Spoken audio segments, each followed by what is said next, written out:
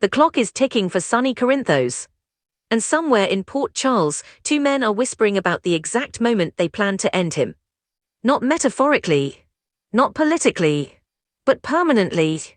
On Friday's explosive episode of *** General Hospital ***, the threats aren't hidden anymore, they're direct, they're cold, and they're seconds away from becoming deadly. Because Jenz Sidwell just made a promise. And when Sidwell makes a promise, someone always bleeds. Marco Rios isn't backing down. His grief over Natalia Ramirez hasn't faded, it hasn't softened, if anything it has sharpened into something dangerous, something obsessive. He wants Sonny to pay. Not financially. Not emotionally. Fatally. And Marco isn't just venting anymore, he's pushing Sidwell harder than ever, demanding action, demanding justice, demanding blood. That's when Sidwell looks at him, calm, composed, chillingly confident, and delivers a line that changes everything. They are seconds away from putting the final nail in his coffin. Seconds. Not months, not weeks. Seconds. And suddenly the threat against Sonny doesn't feel theoretical anymore, it feels scheduled. But here's the real question. Is Sonny even aware that the countdown has started? Because while danger circles him like a storm, he's distracted by fires burning elsewhere. And those distractions might cost him everything. Meanwhile, inside the hospital, another crisis is unfolding, but this one is far more personal. Britt Westbourne is running out of time. And she knows it. When Lucas Jones steps into her office, there's tension in the air, not romantic tension, not friendly tension. Desperate tension. Lucas is willing to do something reckless. He's ready to track down and steal the medication Britt desperately needs. He doesn't care about the consequences, he doesn't care about the risk to his career, his freedom, his future. All he cares about is saving Britt. But Britt doesn't want him to destroy his life for her. And that's when she hints at something. Another plan. Another way to get those meds without Lucas becoming a criminal. She leans in, she explains her strategy. But Lucas doesn't like it. He shuts it down. He insists they stick with his idea. Which means one of them is about to take a massive gamble. And whichever plan they choose, someone could get caught. But Britt isn't the only one making moves in the shadows. Because across town, the political earthquake from Laura Collins' press conference is still shaking Port Charles. Laura stunned everyone when she announced that Willow Cain would step into Drew Cain's congressional seat. It looked like a bold leadership move. It looked strategic. It looked clean. But it wasn't clean at all. Because Sidwell is smiling. And that's never a good sign. He's pleased, very pleased. Willow in that seat makes her useful. Controllable. A puppet. But here where it gets complicated. Willow doesn't think she's anyone's puppet. She believes she can accept this role and still carve out her own path. She believes she can outmaneuver Sidwell. She believes she can balance power and independence.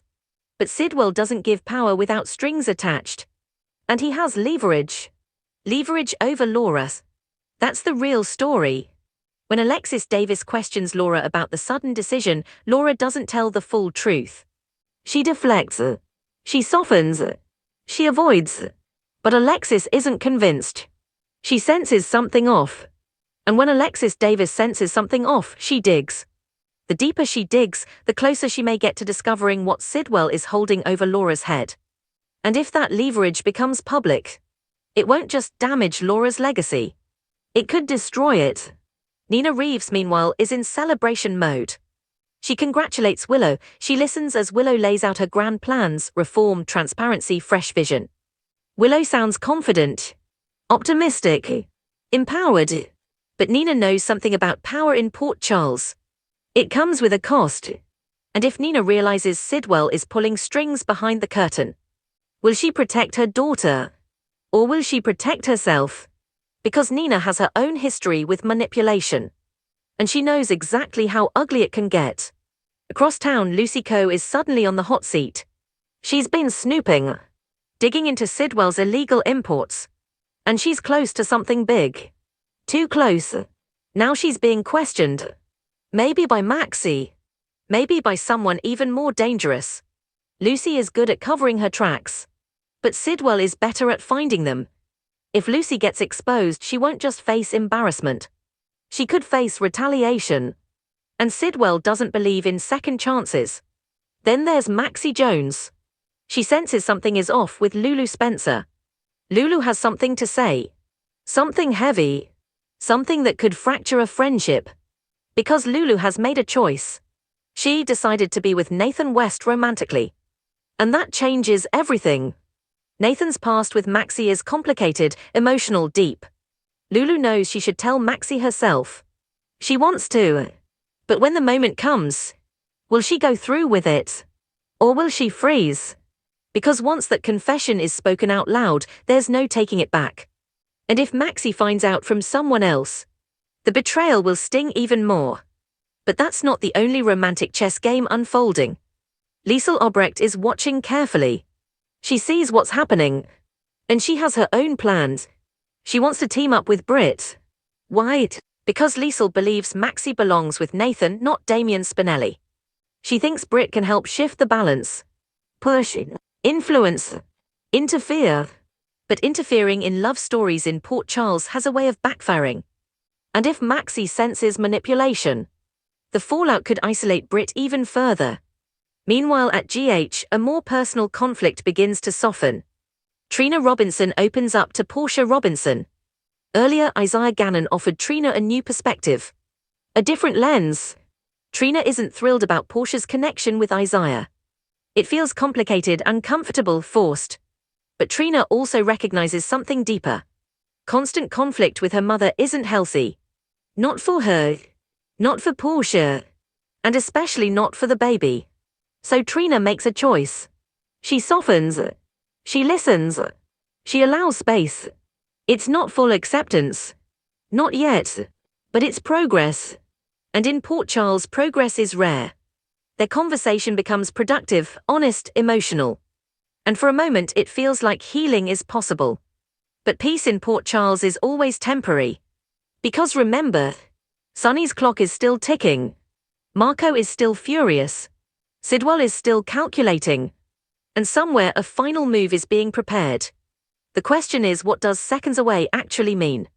Is it an ambush? A political takedown? A public scandal? Or something far more permanent?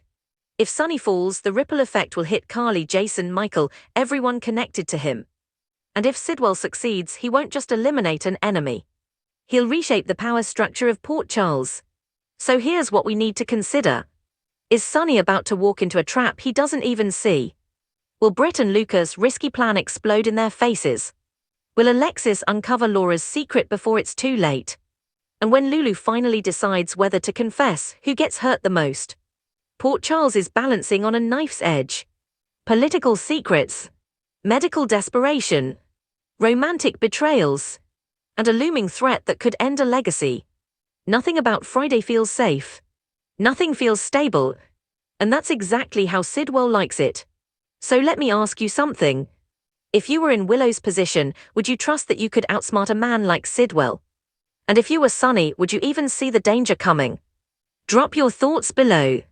And if you don't want to miss what happens next in Port Charles, especially if that final nail gets hammered in, make sure you're subscribed for daily General Hospital updates. Because this storm, it's only just beginning.